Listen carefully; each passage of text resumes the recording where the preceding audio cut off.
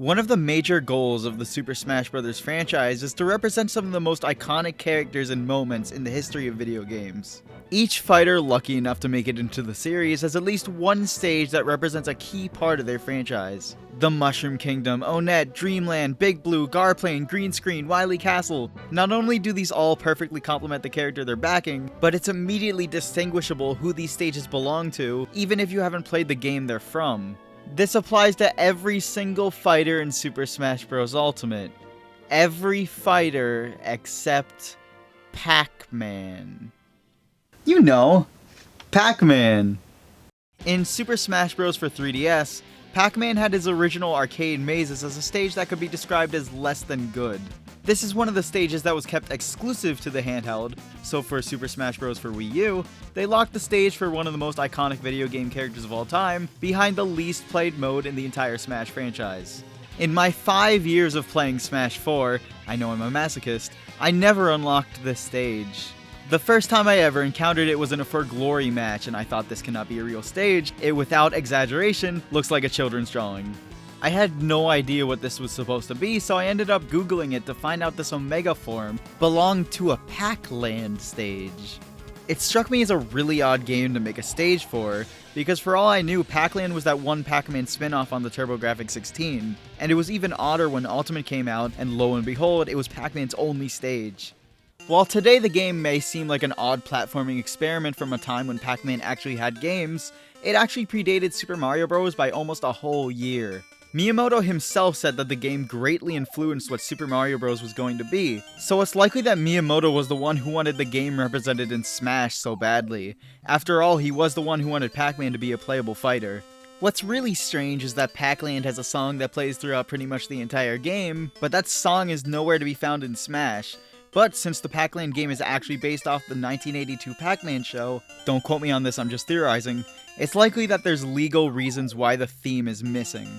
I'm going to be playing the TurboGrafx-16 version because unless you frequented arcades, this is the version most Americans experienced if they got to play it at all. Well, that or you played the Atari Lynx port, but I'm pretty sure anyone who played that thing gave up on video games shortly after. Funnily enough, the TurboGrafx cover for Pac-Land was left mostly unchanged from the Japanese release. The system was pretty infamous for completely botching the artwork in the West. Highlights include cute chibi caveman kid to angry bald boy, 80s anime art to 60s comic book art, and my personal favorite, Japanese Olympic mascot to explosive invaders from outer space.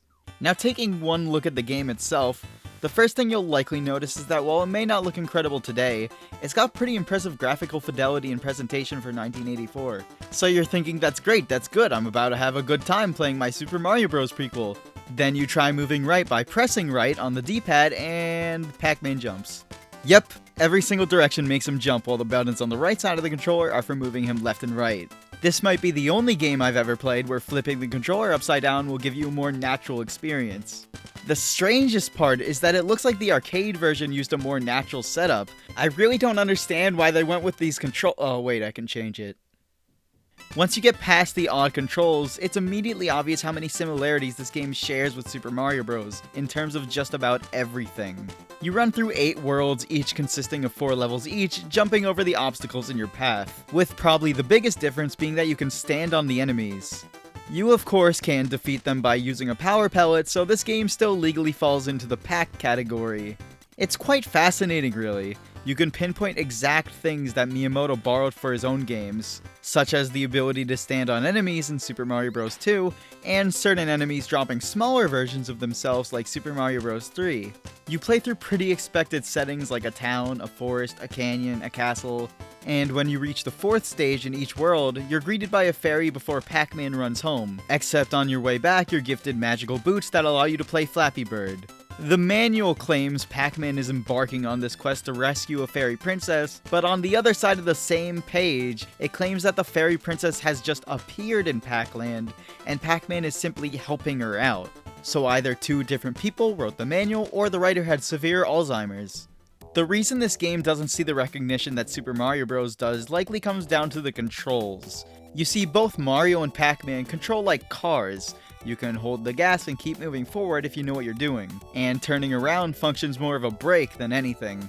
The difference is Mario is an inspected and insured car, while Pac-Man is not legally allowed to go on the road.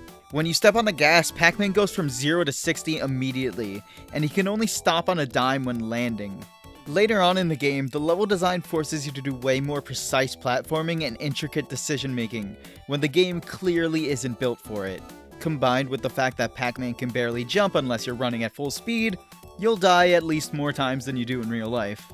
There's really not much more to say about the game. It's quite a simple platformer, but once you beat the main game, you unlock Pac-Land Pro Mode. It's certainly more difficult, but not as much as you'd imagine. Mostly all they did was make new level layouts and up the speed of all the ghosts. Well, I'm already near the end of Pro Mode. I just have to beat these last 2 worlds, and I've only been playing for like a half hour. It's just that easy.